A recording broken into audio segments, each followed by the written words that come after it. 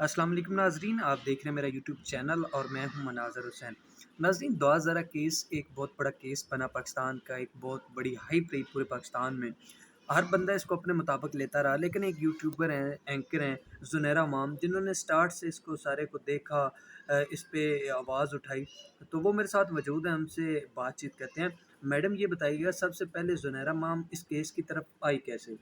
आज़मी साहब के हक में आवाज़ उठाई थी, क्योंकि मैंने ये सोचा था कि हमारे मुल्क की जो बच्चियां हैं, अगर वो गायब हो रही हैं या खुदा न खास्ता अगवा हो रही हैं, तो उसके ऊपर आवाज़ उठाना और अपने प्लेटफॉर्म से आवाज़ उठाना बहुत ज़रूरी है। फिर जब मैंने उनके वालिद को देखा कि वो मेन स्ट्रीम मीडिया पर बैठकर तफरकेबाजी में पड़ गए और उन्होंने गलत इल्ज़ामात लगाए, और फिर जब मैंने देखा कि अगले दिन तफ्तीशी की जो रिपोर्ट आई थी, तो मैंने अगले ही दिन कौम से माफ़ी मांगी। मैंने लोगों को बताया कि जनाब ये गलत बयानी कर रहे हैं उसके वालिदैन, और लड़की को के बारे में उनको सब कुछ पता था, हत्ता कि लड़की जो अपने घर से निकली है, तो वो जो 3 साल मार खाती रही है जिस लड़के के नाम पे, तो जब वो गायब हुई है और उसके वालिद का जब ये बयान आया कि जब मेरी बेटी अगवा उनके मुताबिक और घर से गायब हुई है, तो मैंने सबसे पहले अपने घर का जेवर चेक किया था।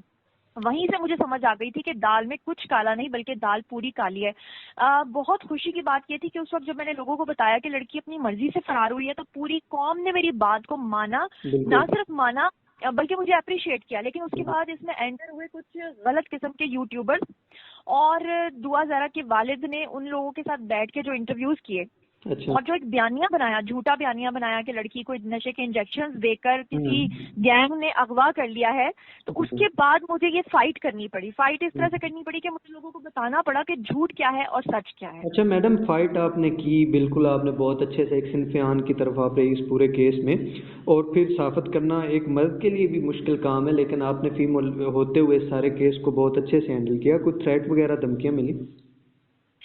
धमकियां लाखों नहीं करोड़ों की तादाद में मिली, और उसका सबसे पहले जो सिलसिला शुरू किया वो खुद मेहदी अली काज़मी साहब और उनकी फैमिली ने शुरू किया। अच्छा। इनकी फैमिली के कुछ मेंबर्स यूके में रहते हैं। दुआ ज़रा के सगे दो मामू जो हैं वो वहाँ रहते हैं। इन्होंने वहाँ पर एक चैनल है, वहाँ पर ये डेली 3-3 घंटे की लाइव ट्रांसमिशन करते रहे, उसमें कैरेक्टर असैसिनेशन करते रहे। इंडियन मॉडल्स की बॉडीज के ऊपर मेरा फेस अटैच करके उसको फोटोशॉप करके लोगों को दिखाते बिल्कुल। रहे, बहुत गंदे गंदे अलकाबात बुलाते रहे। इन्होंने व्हाट्सएप के ग्रुप्स बनाए हुए थे, उसमें मेरे आईडी कार्ड के नंबर्स लोगों को भेजे गए और कैरेक्टर असैसिनेशन करवाई गई। लोगों से अपील अभी तक की जा रही है कि जुनैरा माहम के चैनल को अनसब्सक्राइब करें, लेकिन हुँ। अल्हम्दुलिल्लाह मैं सच बोल रही थी, डेली बेसिस पे मेरे सब्सक्राइबर्स जो हैं वो हज़ारों लाखों की तादाद बिल्कुल। में बढ़ते चले जा रहे हैं। चलें मैडम, क्योंकि मैं खुद जो है वो ज़ाती तौर पे आपको सुनता हूँ, देखता हूँ, क्योंकि पाकिस्तान में यूट्यूबर जो हैं वो जितने हैं जो स्टोरी रोज़ की ब्रेक करते हैं, वो इस तरीके से है कि चलें व्यूज़ के चक्कर में ना स्टडी किया ना कुछ, आके जो कुछ मुंह में आया बोल दिया।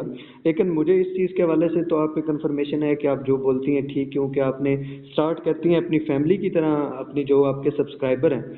तो आपने जो है वो आप ये बताएं कि आप ज़ाती तौर पे ये समझती हैं कि दुआ ज़ारा ने भाग के जो है वो ठीक किया, यहाँ ये एक गलत अ, कंसेप्ट दिया जा रहा है? जी, आप अगर पहले दिन से मुझे सुन रहे हैं, जैसा कि आपका शुक्रिया कि आप ये समझते हैं कि मैं जिम्मेदारी के साथ इस चीज़ को रिपोर्ट बिल्कुल करती जी। हूँ, क्योंकि देखिए सारी जिंदगी हम लोगों ने पाकिस्तान में रहना है। बिल्कुल।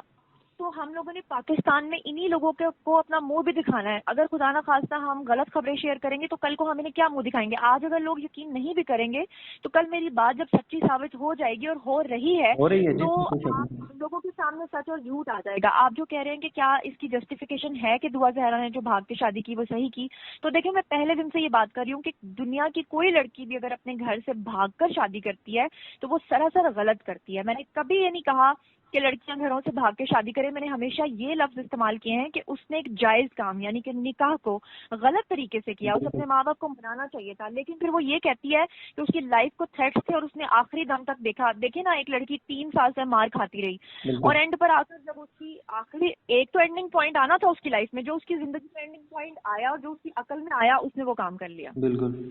तो